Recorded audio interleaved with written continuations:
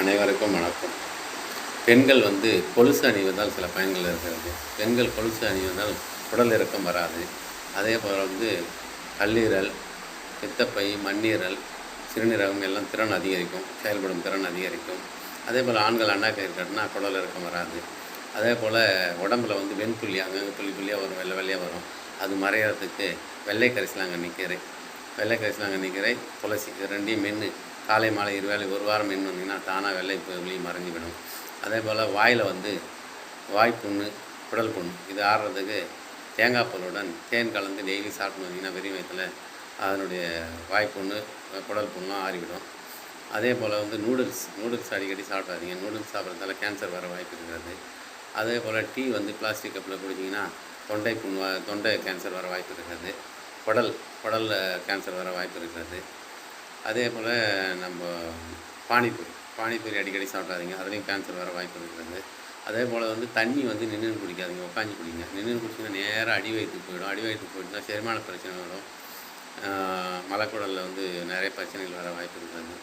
எரிக்காது, மலச்சிக்கல் வரும், நிறைய பிரச்சனை வருது.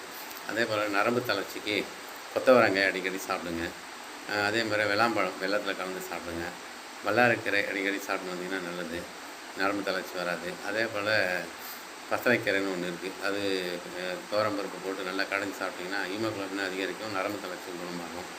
அதே போல் பீர்க்கங்காய் அடிக்கடி சேர்த்துங்க. பீர்க்கங்காய் சேர்த்துனா இதயத்துக்கு நல்லது, மஞ்சள் காமாலை வராது, கண் பார்வை நல்லா அதிகரிக்கும்.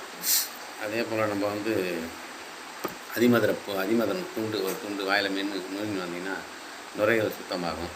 மல்லிப்பூ அடிக்கடி தலையில் பெண்கள் வச்சுருந்தாங்கன்னா ரத்த அழுத்தம் குறையும், மன அழுத்தம் குறையும், உடம்பு குளிர்ச்சி ஆகும். அதே போல் உணவில் நெய் அடிக்கடி சேர்த்துன்னு வந்தீங்கன்னா மூளை புத்துணர்ச்சி பெறும், இதயம் பலப்படும். அதே போல் வயிற்றுப்போக்கு இருக்கும் சில பேருக்கு, அவங்க ஜீரகமும் உப்பியும் மென்று சாப்பிட்டாங்கன்னா சரியாயிடும். அடிக்கடி தலைவலி வருதுன்னா 4 ஏலக்காயை மென்று தண்ணி குடிச்சிங்கன்னா தலைவலி குணமாயிடும்.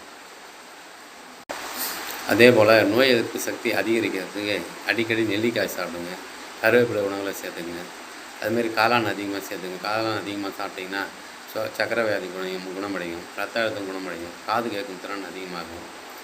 குழந்தைங்களுக்கு அடிக்கடி நீங்கள் தண்ணி வாட்டர் பாட்டிலில் தண்ணி கொடுத்து அனுப்புறீங்க குழந்தைங்களுக்கு ஸ்கூலுக்கு, அதில் பெரிய நெல்லிக்காய் ஒரு 2 துண்டு கட் பண்ணி போட்டு அனுப்புனீங்கன்னா தண்ணியும் டேஸ்ட்டாக இருக்கும், குழந்தைக்கு எனர்ஜியாகவும் இருக்கும். நன்றி, வணக்கம்.